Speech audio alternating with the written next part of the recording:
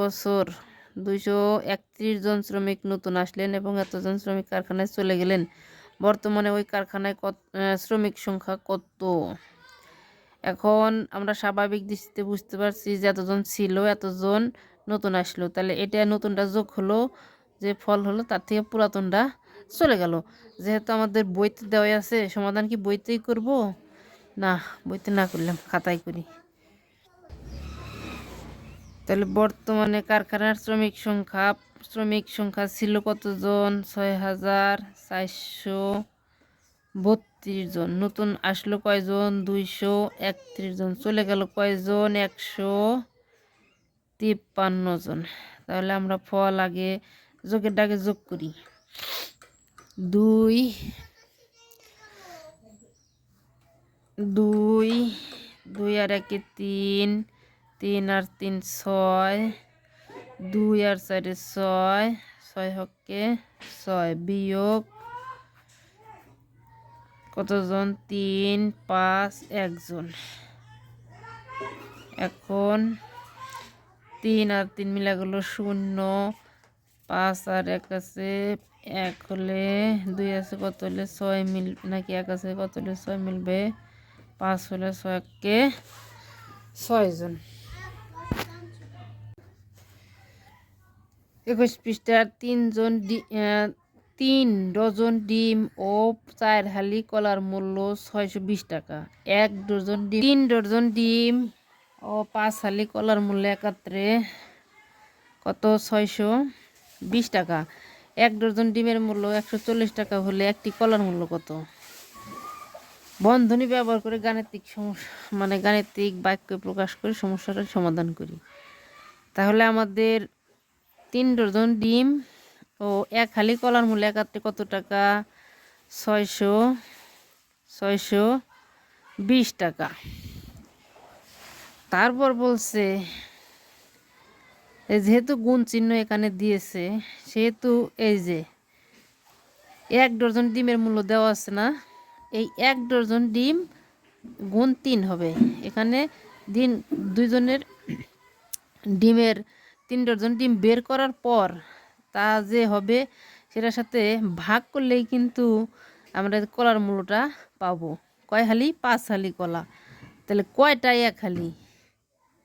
এখন কিন্তু সেইটা ভাগ দিতে হবে, উজ্জ্ব রেখেছে ওইটা। তাহলে আমাদের এখানে হবে 140 কয় ডজন?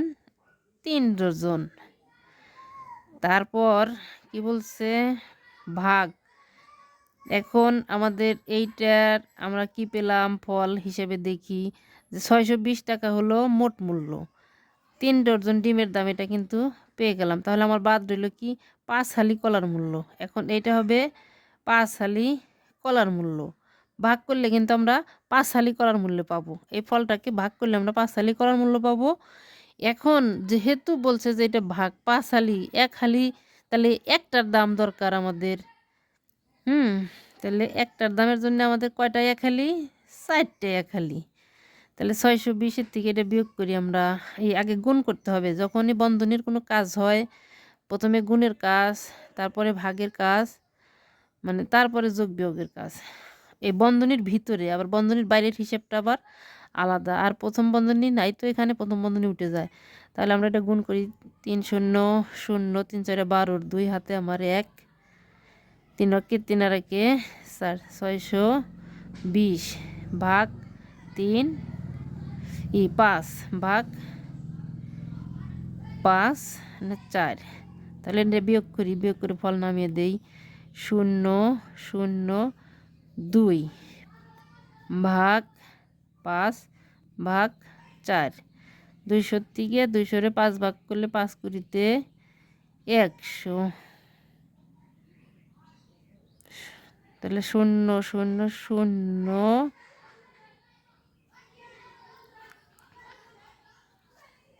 4 5 20 40।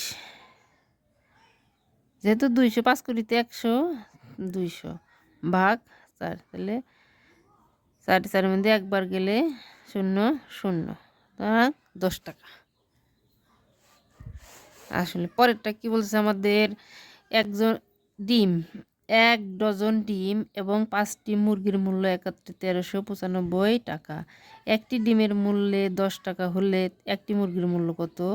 বন্ধনী ব্যবহার করে সমস্যাটিকে গাণিতিক বাক্যে প্রকাশ করি। সমাধান আমাদের সেই একই কাজ। এই যে একাত্রে যে টাকাটা আছে, একত্রে আছে হলো 1395। তারপর আমাদের যে কাজটি করতে হবে, যে এই যে একটি ডিমের মূল্য কয় টাকা? 10 টাকা। কয় ডজন ডিম? 1 ডজন। 1 ডজন কয়টায়?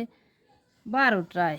তারপর কয়টি মুরগির? এই যে 5টি। খুব সহজ অঙ্ক, হিসাব করলে তেমন খুব একটা জটিল না। আমাদের আগে গুণের কাজ করতে হবে। এখানে 1395 থাকবে 120 ভাগ 5।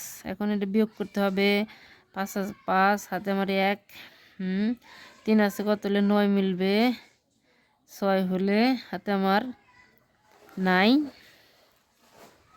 2 আছে কত হলে 3 মিলবে, 1 হলে, এককে 1 ভাগ 5। তারপর এখন আমরা এই ভাগটা একটু বাইরে থেকে রাব করব। তাহলে আমরা হালকা পাতলা একটু রাব করি।